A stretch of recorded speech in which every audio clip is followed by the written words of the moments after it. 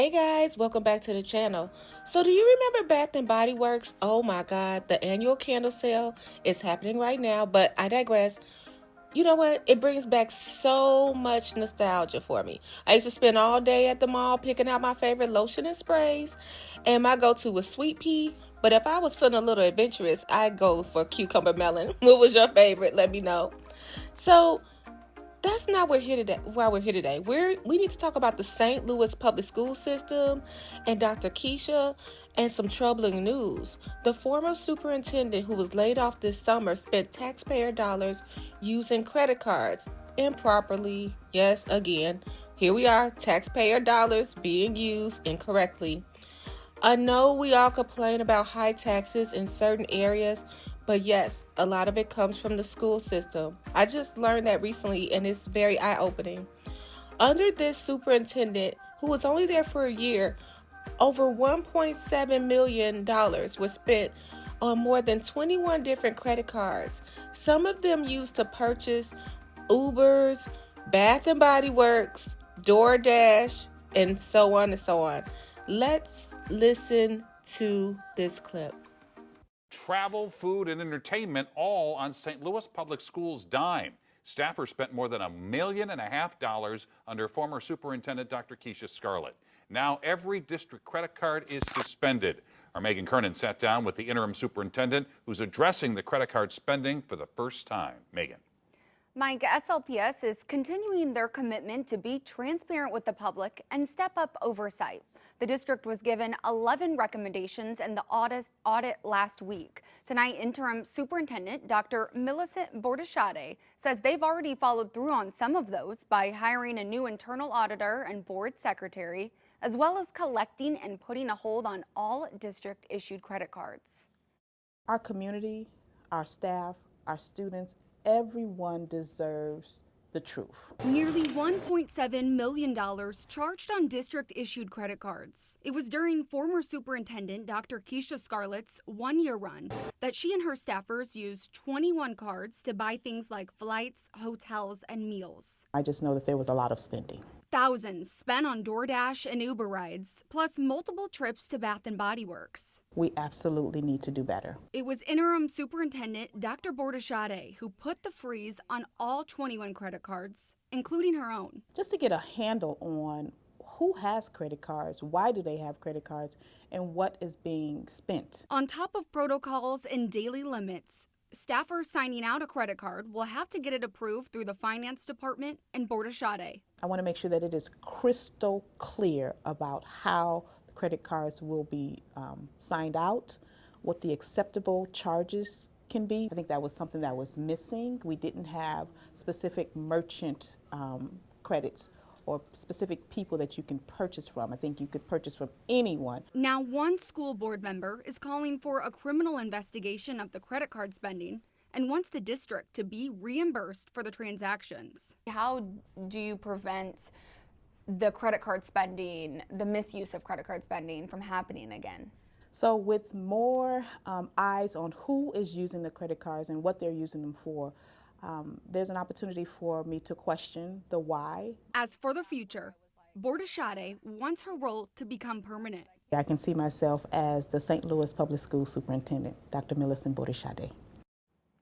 Now, all the credit cards will stay suspended until the district has protocols in place. Bordeshade says the school board will have a special closed meeting on Thursday to discuss their plan for credit card spending. Guys, that was interesting, and thank goodness we now have Dr. Bordeshade that will stand up for the rights of... Wait, 1 second. This just incoming. 10 seconds later. MISSpending. It is the latest in a string of problems plaguing the district. First Alert 4 investigator David Emilani getting answers from the district's interim superintendent after social media posts link a family member to a district trip to Japan for an educators conference. Each and every day, I still worked while I was in Japan. I followed the delegation and I worked, attended meetings here. So it was 11 p.m. in Japan and it was 8 a.m. here, and I was still working. From your experience in education, normal for a school district to send its leaders to like Japan for a conference? Absolutely. Absolutely. There were leaders from all over the place. Did you require employees who report to you to submit receipts of their expenses? Everybody is supposed to submit receipts. First Alert 4 investigates sitting back down with Interim Superintendent Millicent Borishade after we uncovered these social media posts of her adult daughter trying on authentic Japanese attire and eating sushi on TikTok. This trip was highlighted in a third-party report looking at questionable spending of Dr. Keisha Scarlett released last week. The report found several trip and meal violations conflicting with district policy. How did that trip help SLPS students, and why was your daughter on that trip? Was that trip for her paid by SLPS, by taxpayer dollars?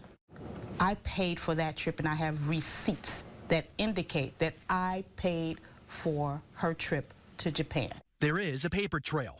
Only First Alert 4 Investigates has this expense report for Borishade's personal credit card.